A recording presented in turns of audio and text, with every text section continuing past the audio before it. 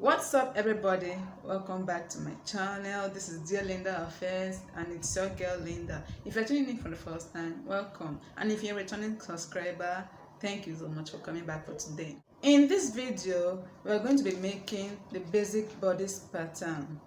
Now, this basic bodice pattern can be used to generate other designs such as the top, the jacket, the gown, and so many other designs because it covers the top half of our body. So guys, stay tuned as we dive into this video because it's so easy. And without further ado, let's just jump right into this video.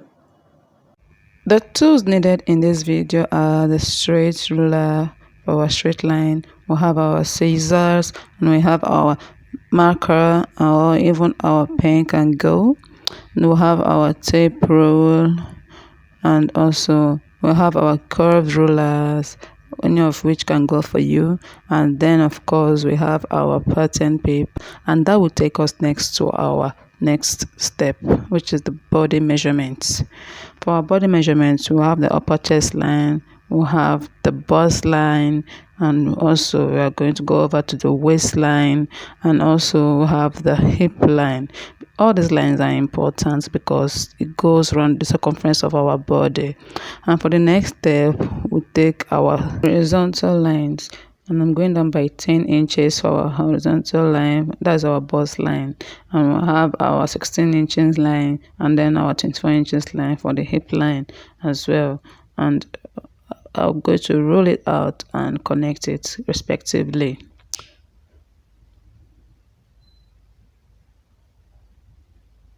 I'm also going to mark out the neckline in the next step. I went over to mark the neck depth of 3 inches and then the width of 3.5 inches for me. And I went ahead to connect it with my curve ruler, making a curved shape for it. Our shoulder line was 5 inches wide and I went down by 1 inch for the slope. I'm going to determine our arm curve, which we are going to be using our bust measurement. For the arm curve, I divided the bust by 6 and added 1.5 inch. For me, it's 7. I'm going to roll it and connect the line. After connecting the line, guys, I went over to mark the midpoint of my arm curve, and I went in by half an inch as well. And from there I'll be connecting it in the C form. I also added 1 inch to the outer part of my arm curve, which will be used as an extension to mark out the armhole as well. And I used the ruler to mark a straight line on both sides of the ruler, and that's going to be serving as our upper chest line. So guys, after we've done with connecting our upper chest line, I want about to label them as our upper chest line, we'll have our bust line, we'll have our waistline, of course, and then we'll have our hip line. And after that, I'm going to use our curve ruler to connect our arm curve also. I'm about to divide our bust line by 4, and I did the same for our waistline, taking into consideration our dart allowance, because our waistline has a dart which will be determined by our nipple to nipple measurement, also known as the apex. Then we went over to the hip line and divide it and mark out as well. I went over to mark out the dots as you have seen, and also the bust line is divided by 4. Mine is 36 divided by 4, and also my waist is 29 by 4 plus our 1 inch that allowance, which will be determined later on. And also I went down to the hip line, divided by 4, and I got it there and marked it out. Now I'm going to simply connect the lines vertically to bring out the shape of the front bodice as well.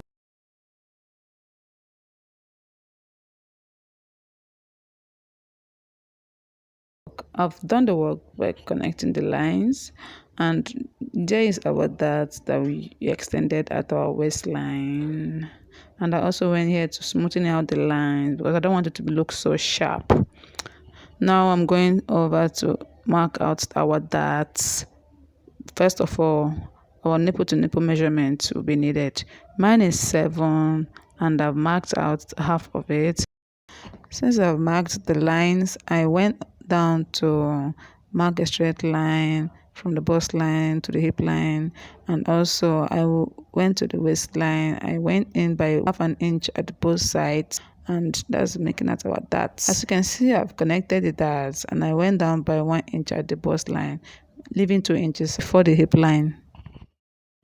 And that will take us to the concluding part of the front bodice. Now, to get the back bodice, we are simply going to be placing our front bodice on a fresh pattern paper, and the only difference is just that the neckline is deeper than the back neckline, okay?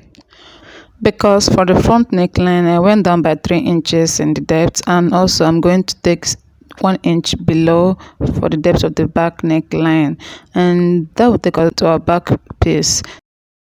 So guys, I went over to trace out the back piece of the bodice, and also I determined the darts, and also I went to the armhole because the front armhole is different also from the back armhole.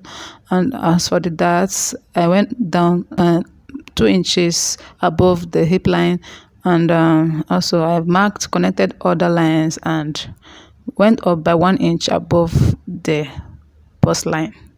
Okay, I will still go over to explain that one more time. I went down by 1 inch below the upper chest line. You can still call it in between. It's just in between the upper chest line and the bust line. And I also went down to the hip line. 2 inches above the hip line is where my dart stopped. Now I went over to connect all other lines, the neckline,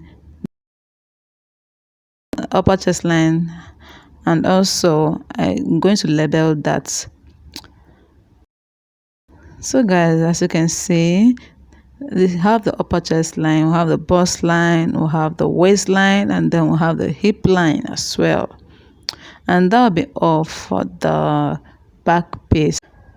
And now I decided to assemble the both pattern together. You can spot the differences already.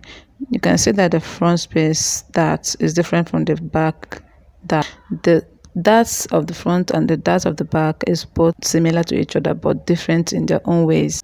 Please guys, subscribe to my channel, turn on your notification bell, and tell me what you think in the comment section. Bye.